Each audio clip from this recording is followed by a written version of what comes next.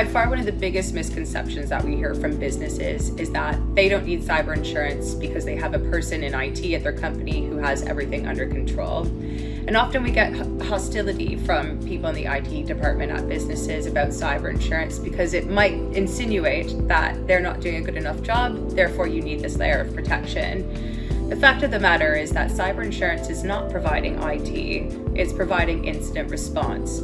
And incident response provides a skill set that's completely different from IT and yet complements it incredibly well.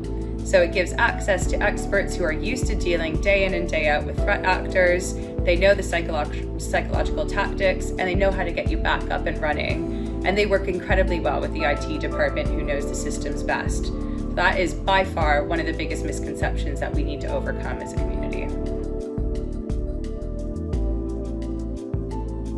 Another misconception that we hear from businesses is that they're too small to be a target by cyber criminals. And the fact of the matter is, as we've mentioned previously, cyber is an exposure for every single business of every single size if you've got a human working there or a computer that you're using to conduct your business. Criminals are going after small businesses because they know that they're vulnerable and that they know that they're not investing in resources. And our CFC cyber claim statistics backs this up over the last year, where 86% of our cyber claims were for businesses under 50 million in turnover. The last and most common objection that we do hear from both businesses and our broker partners is that cyber insurance is simply too expensive.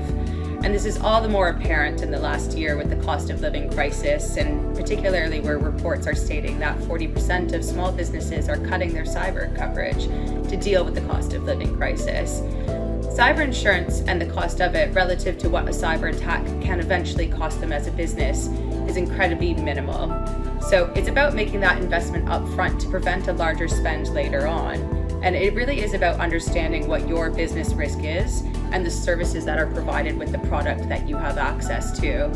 It's an enterprise-grade security team, 135 security professionals to act as your end-to-end solution as a security team, and access to indemnity should the worst happen to get you back up and running and generating revenues as a business.